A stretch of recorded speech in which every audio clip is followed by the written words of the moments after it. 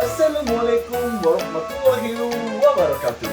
Halo teman-temanku, kembali lagi dengan aku Khairuddin Sibarang. Kali ini kita akan membahas bagaimana mekanisme dari pembiasan cahaya terhadap dasar kolam yang membuat kolam tersebut tampak menjadi lebih ganteng. Penasaran teman-teman? Mari kita saksikan bersama. Oke teman-teman, di sini kita akan membahas bagaimana peristiwa refraksi cahaya atau pembiasan cahaya dapat terjadi. Pembiasan cahaya atau refraksi adalah sebuah peristiwa perubahan arah rambat cahaya ketika melewati dua medium yang berbeda kerapatannya. Contohnya adalah ketika cahaya melewati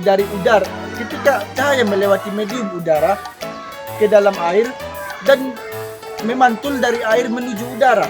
Ketika melewati dua medium tersebut, kecepatan cahaya mengalami perubahan.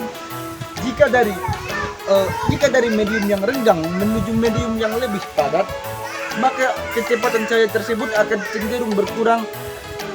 Dan apabila cahaya melewati dari medium yang padat menuju medium yang renggang, maka kecepatan cahaya tersebut kembali. Oke teman-teman, di sini kita akan langsung melaksanakan atau mempraktekkan bagaimana peristiwa refraksi cahaya pada kolam dapat terjadi. Pembiasan cahaya atau refraksi yang terjadi pada kolam adalah fenomena ketika cahaya berubah arah saat melewati batas antara dua medium yang berbeda kerapatan optiknya, yaitu pada kasusnya di sini adalah udara yang mediumnya kurang rapat menuju ke dalam air atau kolam yang mediumnya lebih rapat, ataupun sebaliknya.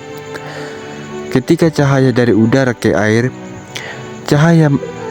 ketika cahaya dari matahari atau benda di atas kolam masuk ke dalam air, kecepatannya menurun karena air lebih rapat dari udara. Akibatnya cahaya dibelokkan mendekati garis normal atau garis tegak lurus terhadap permukaan air. Sedangkan cahaya dari air ke udara, ketika cahaya dipantulkan dari dasar kolam ke mata kita, ia melewati batas air ke udara karena udara lebih renggang.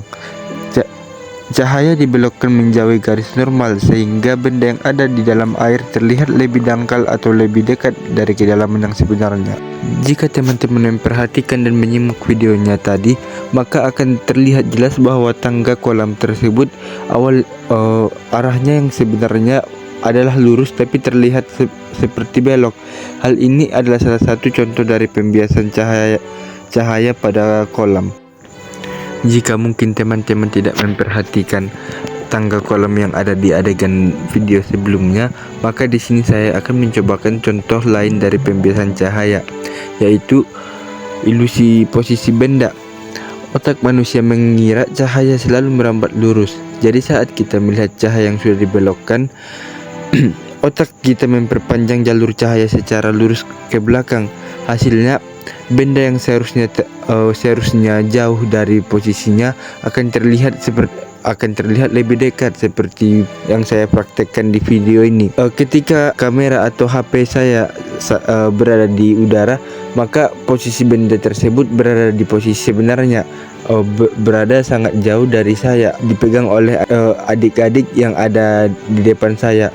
Tetapi ketika saya memasukkan HP saya ke dalam air dan benda tersebut juga ke dalam air, maka jarak antara HP dan benda tersebut seolah-olah terasa lebih dekat, padahal jarak sebenarnya tidak berubah, tetap sama seperti yang di darat sebelumnya. Hal ini terjadi karena perbedaan kerapatan antara air kolam dan kerapatan udara.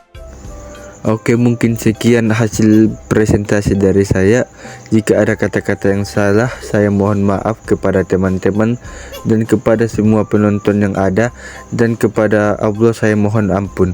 Mungkin sekian dari saya. Wassalamualaikum warahmatullahi wabarakatuh.